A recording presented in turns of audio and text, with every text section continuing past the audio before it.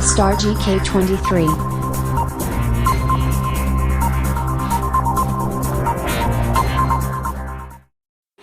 परिचय। कपड़े के बिना मानव जीवन की कल्पना नहीं की जा सकती है।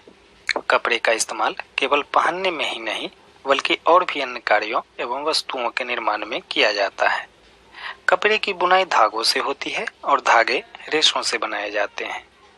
पहले कपड़े केवल प्राकृतिक रेशों से ही तैयार किए जाते थे और इसके लिए हमें पौधों एवं जंतुओं पर निर्भर रहना पड़ता था, परंतु बढ़ती मांग और जरूरतों को ध्यान में रख इंसानों ने इसे कृत्रिम ढंग से बनाने का प्रयास किया। काफी प्रयासों के बाद वैज्ञानिकों को प्राकृतिक रेशे जैसे ही मिलते जुलते कुछ रेशे बनाने में सफलता मिली। इसे संश्लेषित रेशा कहा गया। आज हम अपने दैनिक जीवन में पहनने वाले वस्त्र जो देखते हैं या जो प्रयोग करते हैं उसमें से सर्वाधिक वस्त्र इन्हीं संश्लेषित रेशों से बने होते हैं।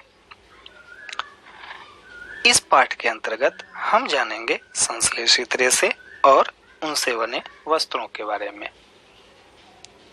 उद्देश्य: रेशा के प्रकार को जानना, संश्लेषित रेशा एवं उसके प्रकार को जानना, वस्त्रों की बुनाई को जानना एवं समझना तथा रेशों की पहचान करना। तो चलिए सबसे पहले हम जानते हैं रेशों के प्रकार के बारे में। रेशा। रेशा मुख्यतः दो प्रकार के होते हैं, प्राकृतिक रेशा तथा दूसरा संश्लेषित रेशा। प्राकृतिक रेशा प्रकृति से प्राप्त होने वाले रेशे प्राकृतिक रेशे कहलाते हैं। ये हमें पेड़ पौधे और जंतुओं से प्राप्त होते हैं। इनको दो वर्गों में बांटा गया है, एक पादप रेशा तथा दूसरा जंतव रेशा।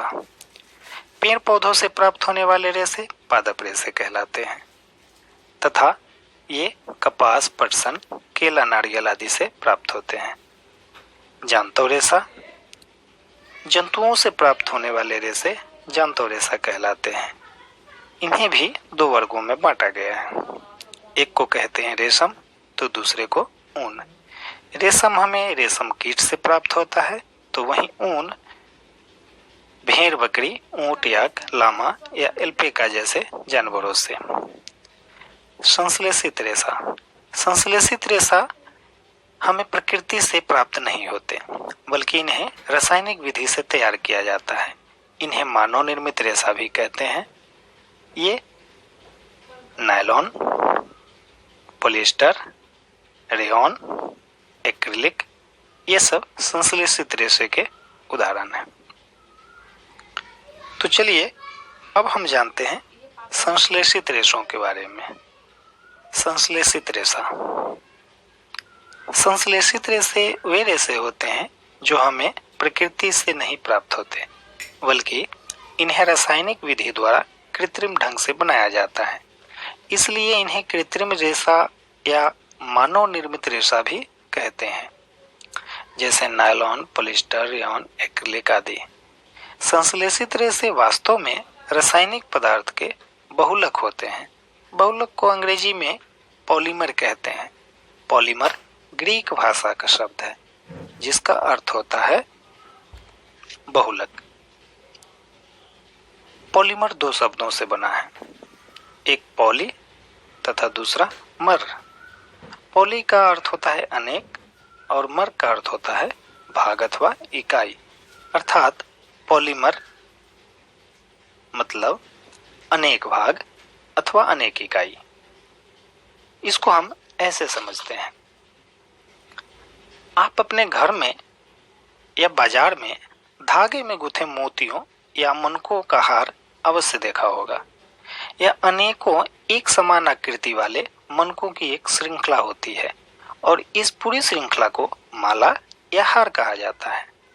आप इसे ऐसे भी समझिए, आप अनेकों पेपर क्लिप लीजिए और इनको एक दूसरे से जोड़ना शुरू कीजिए। आप पाएंगे कि पेपर क्लिप की एक श्रृंखला बन जाती है। इसी तरह संश्लेषित रेशा भी कई छोटी छोटी इकाइयों को जोड़कर बनाई गई एक श्रृंखला है। इसमें प्रत्येक छोटी इकाई रासायनिक पदार्थ है और इस तरह अनेकों छोटी इकाइयां आपस में मिलकर एक बड़ी एकल इकाई का निर्माण करती है जो बहुलक कहलाती है। संश्लेषित रेशा को समझने के बाद चलिए जानते हैं इनके कुछ प्रकार के बारे में। नायलॉन, यह मानव द्वारा निर्मित पहला पूर्ण रूप से संश्लेषित रेशा है। इसे 1931 में कोयला, जल एवं वायु से बनाया गया था। नायलॉन का रेशा काफी मजबूत, लचीला एवं हल्का था। यह चमकीला तथा धुलाई में भी आसान होता था, अतः यह वस्त्रों के निर्माण हेतु बहुत प्रचलित हुआ। क्या आपको पता है नायलॉन का तार इस्पात के तार से भी अधिक मजबूत होता है और इसी गुण के कारण इसको पैराशूट और चट्टानों पर चढ़ने हेतु रस्सों के निर्माण में किया जाता है। हम नायलॉन से निर्मित कई वस्तुओं को उपयोग में लाते हैं, जैसे दांत साफ करने के ब्रश, रस्से, छाता, जाल, मोजे, बेल्ट आदि। पॉलिएस्टर, पॉलिएस्टर भी एक संश्लेषित रेशा है जो वास्तव में एस्टर नामक रसायन का बहुलक है। इसका भौतिक ढांचा एवं विशेषताएं भी लगभग नायलॉन के समान ही होते हैं। इस रेशे से बने कपड़ों में आसानी से सिलवटें नहीं पड़ती तथा धुलने में आसान होते हैं। इसके रेशे को अन्य रेशों के साथ मिलाकर कपड़े भी बनाए जाते हैं जो पॉलीकट, पॉलीवुड, टेरिकॉट आदि नामों से जाने जाते हैं। उदाहरण स्वरूप पॉलीकट पॉलिएस्टर और कॉटन का मिश्रण होता है। पॉलीवुल पॉलिएस्टर और उल यानी ऊन का मिश्रण होता है, तो वहीं टेरिकॉट टेरिलिन तथा कॉटन यानी सूती का मिश्रण होता है। रेयॉन, रेयॉन भी एक संश्लेषित रेशा है। इसे कृत्रिम रेशम भी कहते हैं। यह असली रेशम से कहीं उत्तम गुणों वाला एवं सस्ता होता है। इससे विभिन्न प्रकार के वस्त्र बनाए जाते हैं। कपास के साथ मिलाकर इससे बिस्तर की चादरें अथवा ऊन के साथ मिलाकर कालीन या गलीचे बनाए जाते हैं। एक्रिलिक, यह भी एक संश्लेषित रेशा है जो ऊन के जैसा ही दिखता है। इससे सर्दियों के कपड़े जैसे स्वेटर, शाल, कंबल आदि बनाए जाते हैं। यह ऊन से अपेक्षाकृत सस्ता होता है, इसलिए ऊनी वस्त्रों के रूप में यह सबसे ज्यादा लोकप्रिय है। वस्त्रों की बुनाई, आपने तार के पत्तों की चटाई जरूर बुनी होगी या फिर किसी को बुनते हुए देखा होगा। ठीक इसी तरह तागों को भी ताना बाना के साथ बुना जाता है, पर ऊनी वस्त्र की बुनावट ताना बाना के साथ नहीं होती है। इनकी बुनावट फंदों वाली बुनावट होती है, यानी कि बुनावट दो ढंग की होती है। एक इस तरह के ताने वाने के साथ, यानी कि एक के ऊपर एक, और दूसरा इस तरह के यानी कि फंदों के साथ।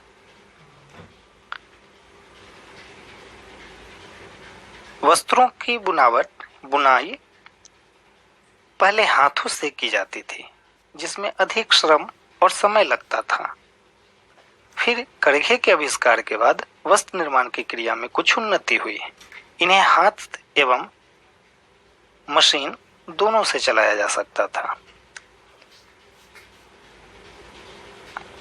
अब तो औद्योगिक स्तर पर वस्त्रों की बुनाई के लिए उच्च तकनीकी कंप्यूटर से नियंत्रित यंत्रों का प्रयोग किया जाता है।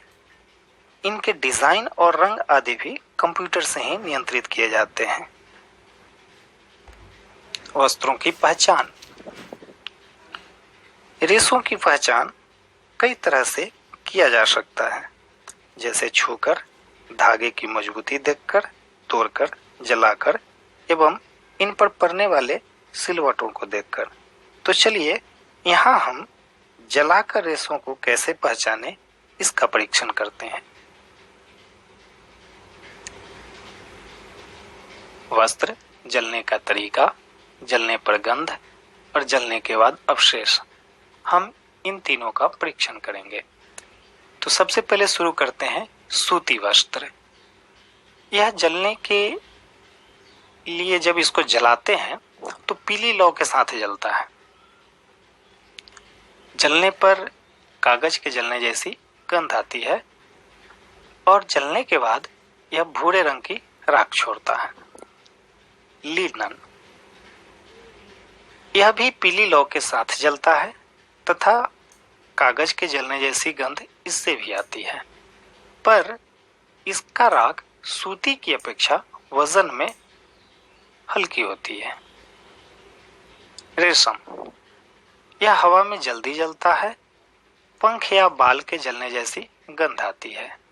जले हुए किनारों पर चिपचिपे दाने, राख में भी दाने मिलते हैं। ऊन धीरे धीरे जलता है, जलने के बाद पंख या बाल के जलने जैसी गंध आती है और जलने के बाद काले रंग का गुब्बारे जैसा अवशेष शेष बचता है। रेयॉन, यह ऊन की तरह ही जल्दी आग पकड़ लेता है पर पिघल जाता है। इसके जलने पर भी कागज या रस्सी के जलने जैसी गंध आती है और जलने के बाद काले काले दाने पड़ जाते हैं। नायलॉन, शुद्ध नायलॉन जलता नहीं, पिघल जाता है। पिघलते समय इससे उबलती हुई फली जैसी गंध आती है तथा लास्ट में यानी अंत में करा एवं चिमड़ा अवशेष बचता है। सारांश, रेशे मुख्यतः दो प्रकार के होते हैं, प्राकृतिक रेशे एवं संश्लेषित रेशे। संश्लेषित रेशे मानव द्वारा निर्मित रेशे होते हैं, इन्हें कृत्रिम रेशा भी कहते हैं। संश्लेषित रेशे रासायनिक पदार्थ के बहुलक होते हैं जो अनेक छोटी छोटी इकाइयों से निर्मित होते हैं। नायलॉन मानव द्वारा निर्मित पहला पूर्ण रूप से संश्लेषित रेशा है। संश्लेषित रेशे प्राकृतिक रेशों की तुलना में अधिक मजबूत एवं टिकाऊ होते हैं तथा इनसे बने कपड़े अपेक्षाकृत सस्ते होते हैं।